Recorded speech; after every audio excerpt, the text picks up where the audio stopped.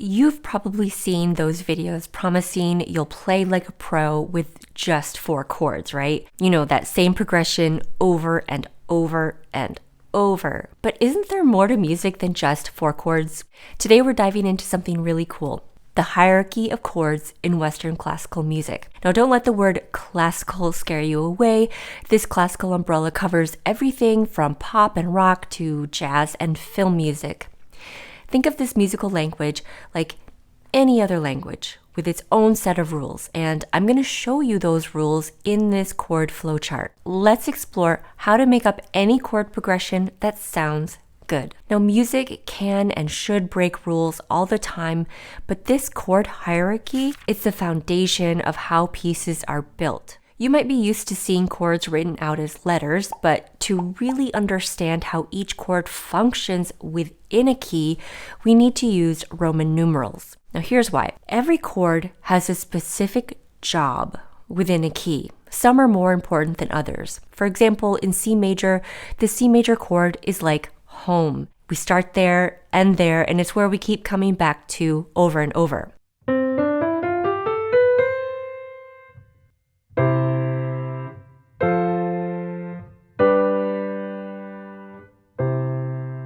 But if we switch to the key of F major, that same C major chord has a different function and instead becomes more like the final turn into your driveway before you return home.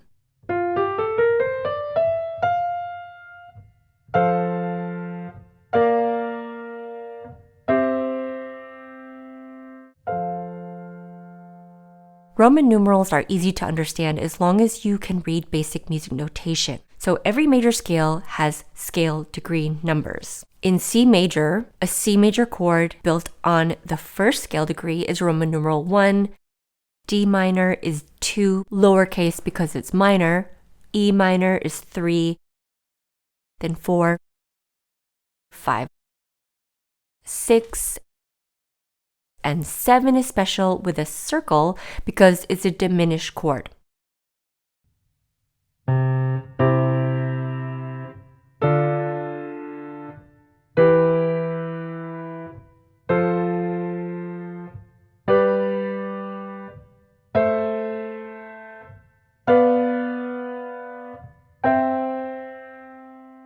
Now let's switch to G major to see how this works differently in a different key.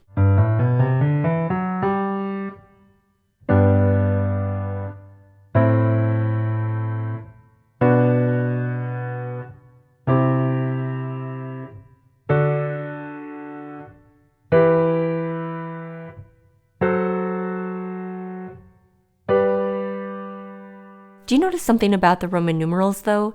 The pattern stays the same in every major key. 1, 4, and 5 are always major, 2, 3, 6 are always minor, and then the 7 is always diminished. So even though these chords are the same, they have different Roman numerals depending on what key you're in.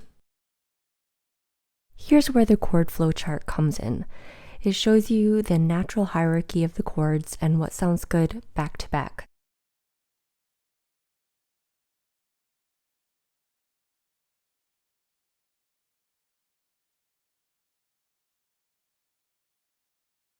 If these words confuse you, like inversions, root position, they're not difficult concepts, but it's going to help you to watch this video on inversions. Think of 1 as the boss. If we're in the key of C,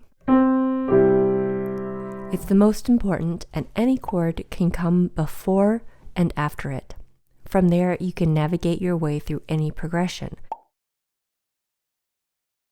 So 5 and 7 are like musical fraternal twins. They both have a magnetic pull toward home, the 1 chord. Or the 7 diminished chord. So you can feel how both the 7 and the 5 feel like they want to go to the 1. Once in a while, the 5 can lead to a minor 6 chord, which extends our progression, and then you can kind of work your way back up through the flowchart. However, the 7 can't go to the 6. 4 and 2 have their own special relationship. Here's the 4. Here's the 2. Either of these can lead to the 5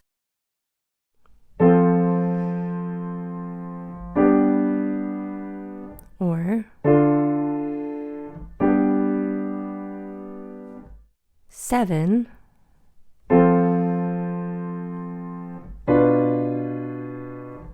or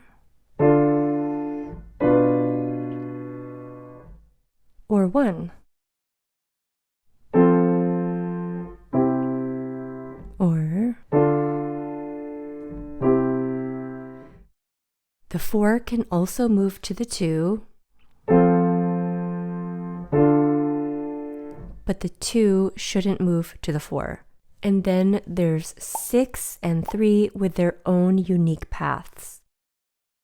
So let's put this into action in C major. Starting with our home base, C major or 1 chord, we can go anywhere, but let's try something different from those typical 4 chord progressions. Watch what happens when we go to a 3 chord.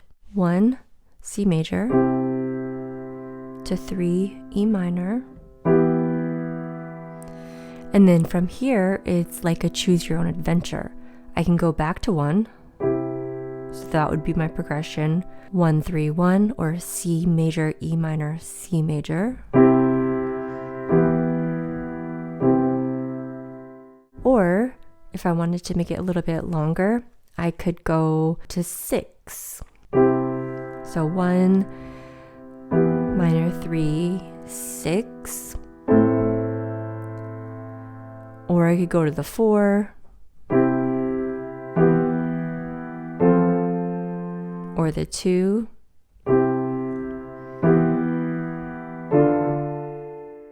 Let's just pick the 6. So it's 1, 3, 6. Then here are my options. So I'm going to choose the 4. Then that goes to the 5. And that leads to 1.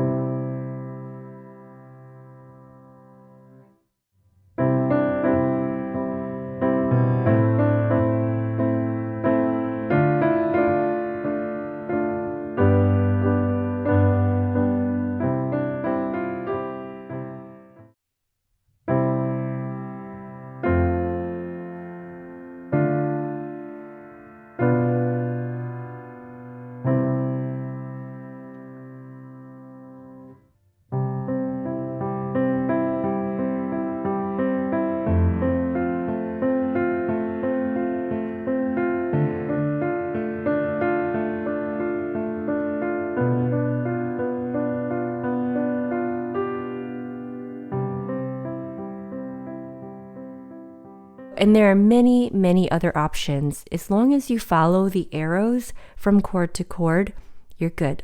So the next time you want to improvise or compose, try using this chart to inspire some new ideas rather than using those same 4 chords again and again.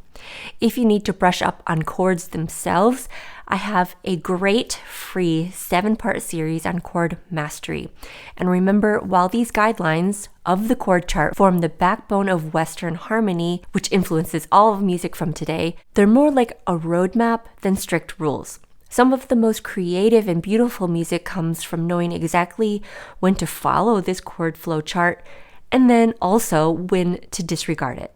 So have a good one, and I'll see you next time.